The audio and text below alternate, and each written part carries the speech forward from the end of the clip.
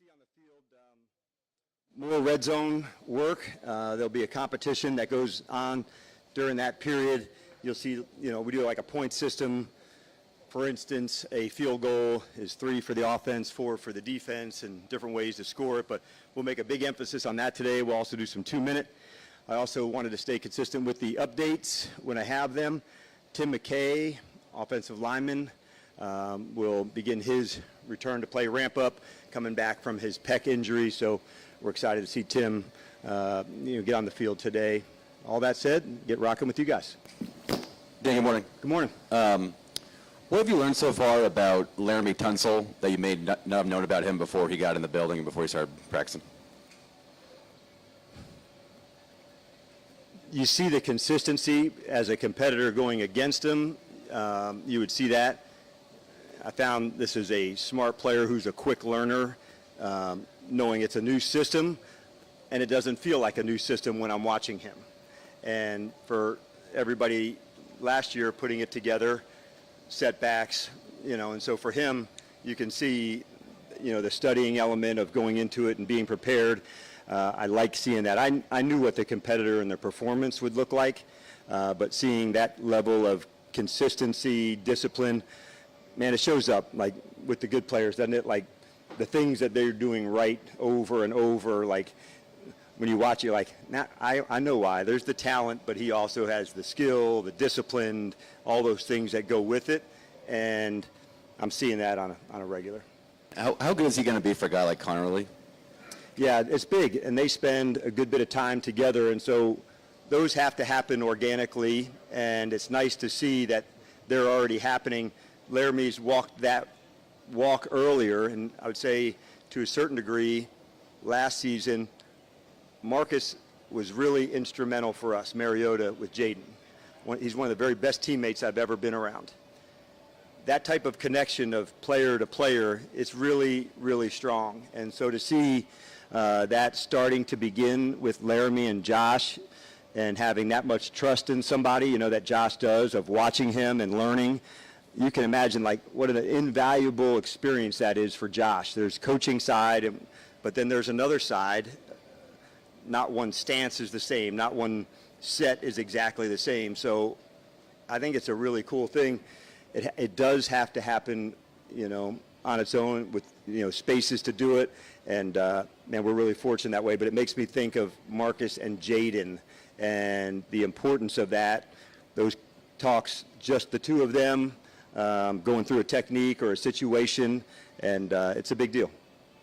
What have you seen from Mikey in camp so far, and how is his comfort level in year 2 shown on the field? Same or still, I felt, I always see, I put this way, I know about the ball skills, and so to see there was an interception a few days ago where he was running, towards the middle of the field to go, and the ability to go track it and get it. I think the confidence to know when to take my shot, when not to, and then the last piece that I've seen for him, which I know it was there, and it's not easy to do your earliest in your early part of your career.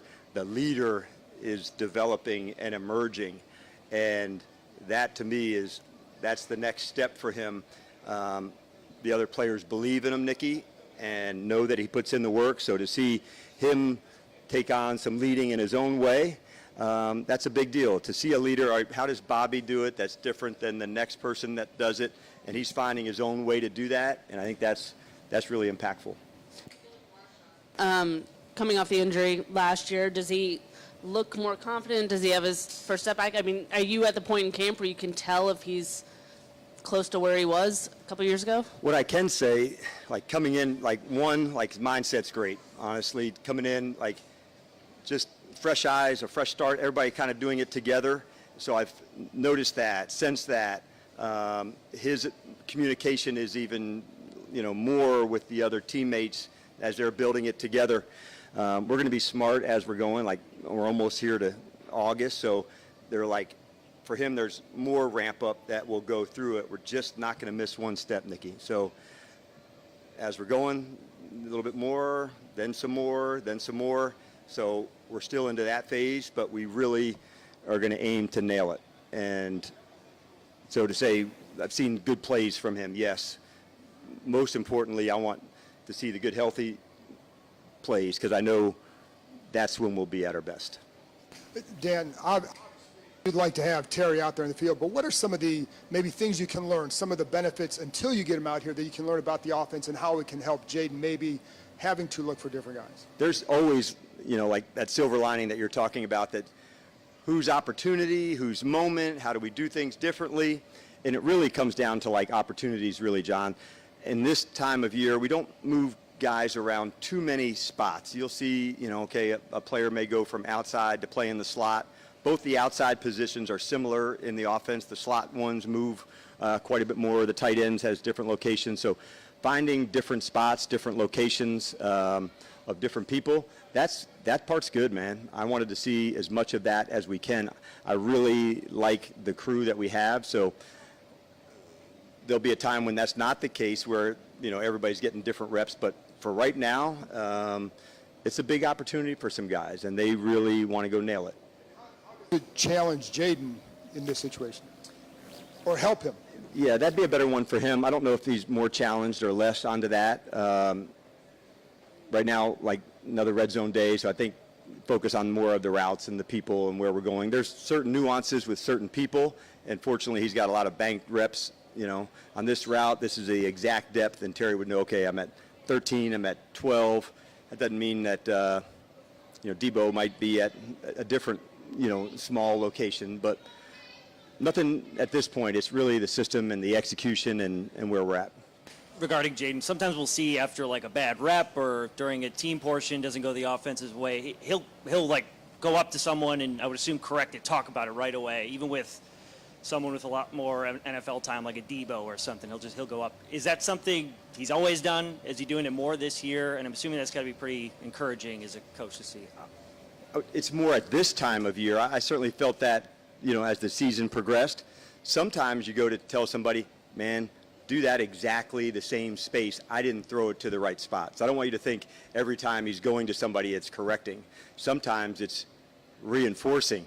Man, you hit every part of that. That's on me to make sure it's in the right location.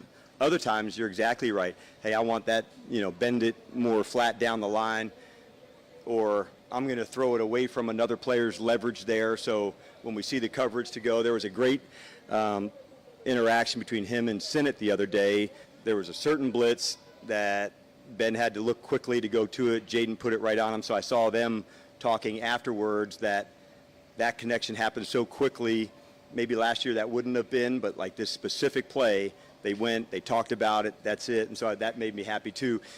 On that particular play, he was just going to acknowledge to Ben, man, like that was the route, that was the right spot. And so I think there's all three things. One, acknowledgement. Two, like on a good play, or one, you're in the right space, or three, here's why I saw what could be different. So there's all sorts of ones, but the communication's the main thing. Like if you see it, say it, Just the early start we've been working with past few days, how much do you like it? How much do the players like it? Does it free up your day? We just move everything up 1 hour.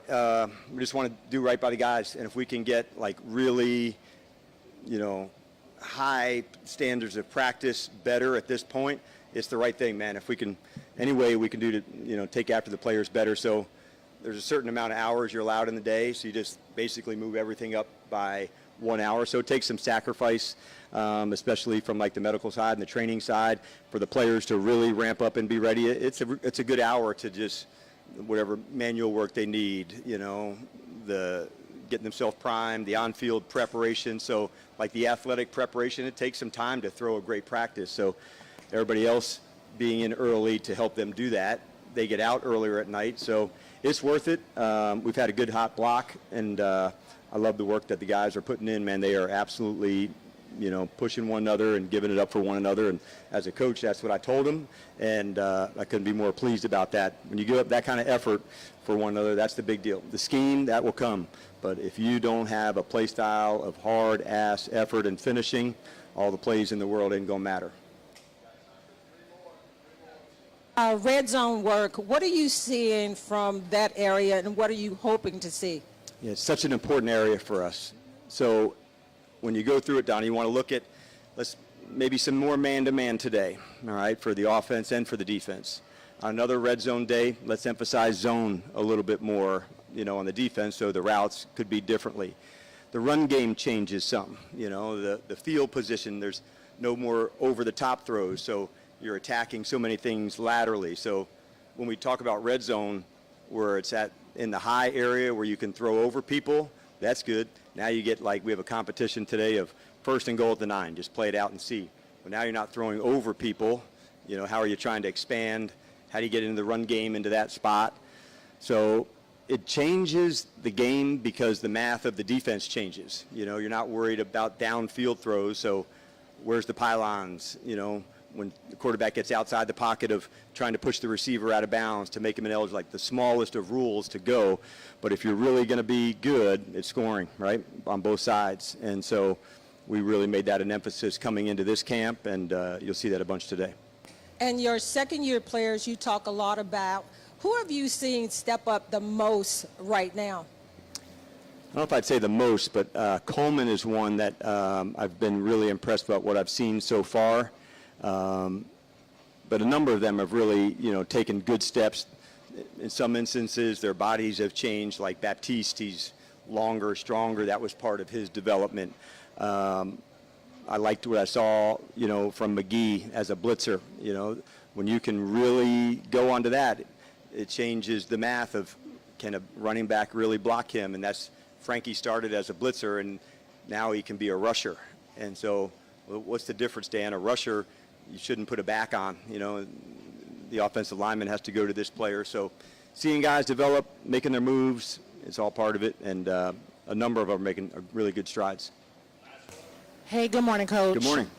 So the first week of training camp is now here. This is day 7, I think, of camp. And so what have you really liked so far, and what do you think you all need to improve on, or what you're going to be focusing on as time goes on?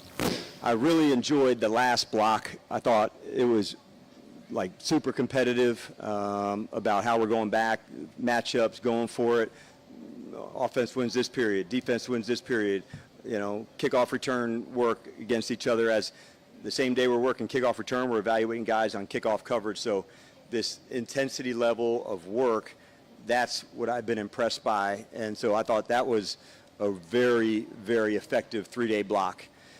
Now the power of doing it again, and so the power of doing it again. And so that's what I look for today. But at the end, I love doing the situations because then, Candy, then the focus goes even higher, even stronger. And I really want to see us in those moments, all on the line, seeing where it's at, everybody to the sideline, 5 seconds left, 47 seconds left. So those are the moments I want to see the focus and the execution in those spots over and over and over. There are certain parts of practice that are more heightened, and the competitions allow us naturally to do that. All right, you guys have a good one.